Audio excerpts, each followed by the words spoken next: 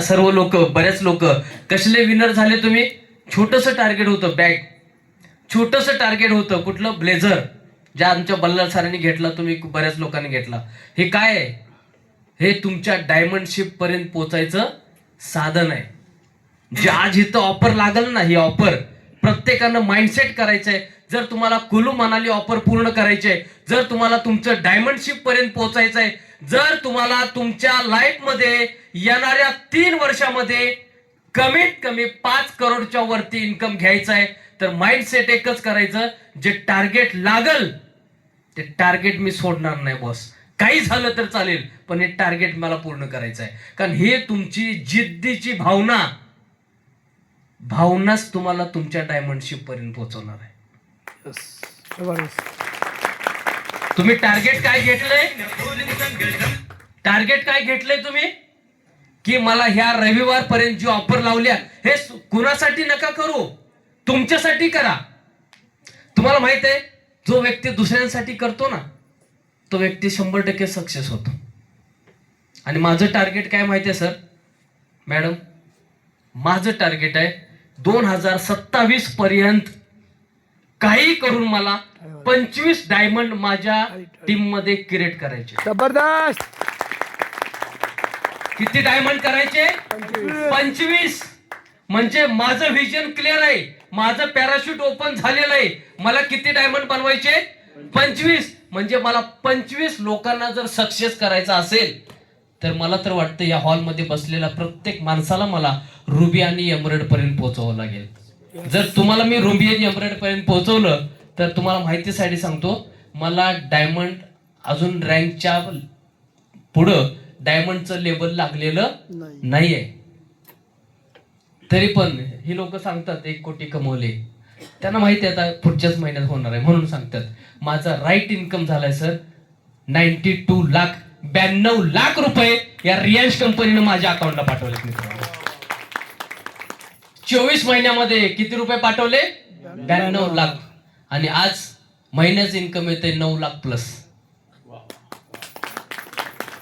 जे कधी विचार नव्हता केला, हे संपूर्ण रियांशनं आज मला दिलं. मलाच नाही तर या रियांश मध्ये व्हिजन जो व्यक्ती घेऊन आला, स्वतःच लाईफ मध्ये काहीतरी करायचंय, गरिबी तोडून टाकायचंय. कधी किती दिवस आपण ह्या परिस्थितीमध्ये राहणार आहे, ही परिस्थिती बदलायची आहे. हा जो व्यक्ती विचार करून या रियांश मध्ये आला, जो लढला, तो रियांश मध्ये जिंकला. म्हणजे आता तुम्हाला ठरवायचं आहे, तुम्ही जर रियांश मध्ये आलाय, इथं लेडीज आहे का जेंट्स आहे, मी प्रत्येक लेक्चर मध्ये सांगतो, इथं लेडीज आहे का जेंट्स आहे काय फरक पडत नाही. इथं शिक्षण झालंय का अडाणी आहे काय फरक पडत नाही. तुम्हाला कोणी जॉईन केलंय त्याचा पण काय फरक पडत नाही.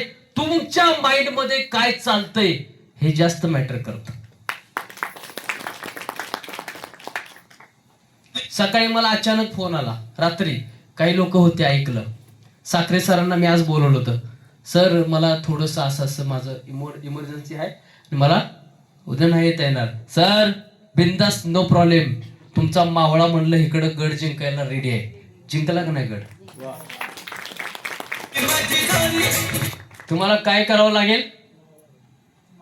मावळा बनून तुम्हाला जरा सुद्धा तुम्हाला डायमंड व्हायचं आहे तर सांगतोय, आणि तरच ऐका, जरा सुद्धा माइंड मध्ये इगोची भावना ठेवायची नाही. ज्या क्षणाला तुमच्या माइंड मध्ये इगो आला, त्या क्षणाला तुमचं संपलं कार्यक्रम. तुमचा सक्सेसचा ग्रोथ तिथंच थांबला. साहेब तुम्हाला माहिती नाही, लाख रुपये चेक असणारा व्यक्ती फक्त इगो मुळे साला 5,000 रुपये पण नाहीयेत. आजची कंडिशन आहे.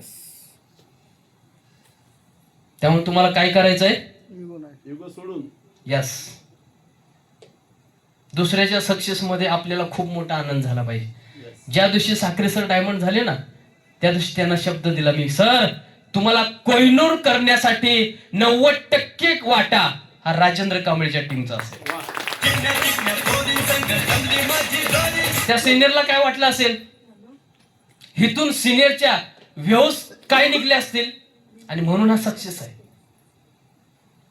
सिनियरनं आपलं काम केलं. काय काम केलं? तुम्हाला मार्ग दाखवला. सिनियरनं काम केलं, तुम्हाला मार्गच दाखवला नसता रियांचा, तुम्हाला कुठून कळलं असतं हो? कळलं असतं का?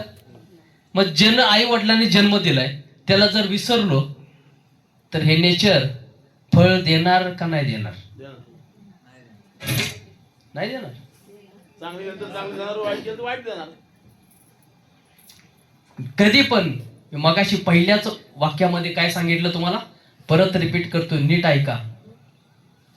अगर कर्म तेरी अच्छे है तो किस्मत तेरी दासी है, अगर नियत तेरी साफ है तो तेरे घर में भी मथुरा काशी है. जी लोक सक्सेस झालीत ना सर, जी लोक सक्सेस झालीत ना, जी लोक डायमंड झाली, डबल डायमंड झाली, ब्लू डायमंड झाली, ह्या प्रत्येकाचे कर्म चांगले होते, प्रत्येकाचे नियत चांगली होती, आणि म्हणून ही लोक डायमंड झाली.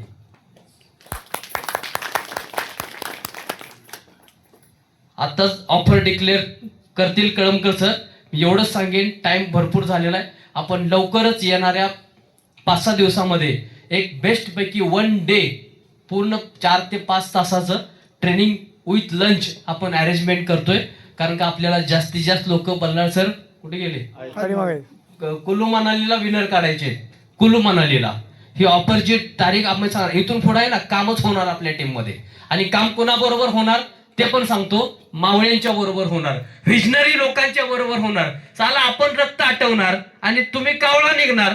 कशासाठी करायचंय? लक्षात येते मला काय म्हणायचंय? तुम्ही कोण व्हायचंय आता? मावळा व्हायचंय. मी तुम्हाला गॅरंटी देतो, तुमच्या गरिबीचा जो राक्षस बसलाय ना तुमच्या मुंडक्यावरती, त्याला तुम्ही चिरत पुढे जाणार आहे. आणि 1,00,000% तुमची गरिबी असेल, तुमचं टार्गेट असेल, 2027 मध्ये तुम्ही डायमंड म्हणून या स्टेजवरती उभा राहणार आहे साहेब. फक्त तुम्हाला काय करायचंय? जिद्दीला पेटायचंय, जिद्दीला पेटायचं. जी लोक जॉबला असतील, माझं त्यांना ओपन चॅलेंज आहे. बाळूघोडे सरांना मी चॅलेंज दिलं होतं, सर जॉब सोडून द्या. 40,000 रुपये पगार होता. आज साहेब एका महिन्याचा इन्कम बाळूघोडेचा कमीत कमी 1.5 लाख 2 लाख रुपये सर. काय झालं? Power of Riyansh.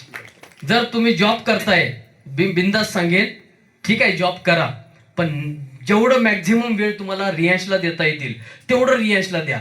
तुम्हाला बाहेर पडता येत नाही ना, ठीक आहे, सोशल मीडिया जमत नाही ना, सोशल मीडिया शिकून घ्या. पण 90% काम जो व्यक्ती जॉब करतोय त्याचं सांगतोय, सोशल मीडियाला करा. फेसबुक असेल, व्हॉट्सअप असेल, मी हेच केलं आणि म्हणून आज आम्ही इथं उभा आहे. तुम्हाला वाटतं का हो डायमंड होणं एवढं सोपं आहे? वाटतं? अवघड आहे. पण अवघड पण काही नाही. मी मगाशी सांगितलं, सिस्टम रेडी आहे. फक्त तुम्हाला काय करायचंय, एक पण मीटिंग चुकवायची नाही, एक पण LDP चुकवायची नाही, एक पण कोर कमिटी मीटिंग चुकवायची नाही, आणि नेहमी सिनियरला फॉलो करायचं, इगो करायचं नाही. त्याच वेळी तुमची डायमंडशिपची डेट फिक्स आहे. ओके, तर आपले कळमकर सरांना मी रिक्वेस्ट करतो,